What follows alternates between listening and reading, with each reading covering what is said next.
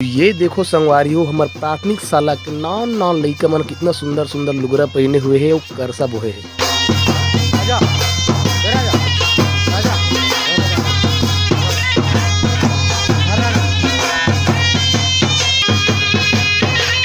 हमर लइका मन के उत्साह वर्धन करे बर पूरा गांव जुरिया के संगवारी हो इखर मन के सहयोग बहुत वास्तव में अतुलनीय है। अतिपन माहौल तो दिवाली तिहार के नहीं रही से वाह गजब।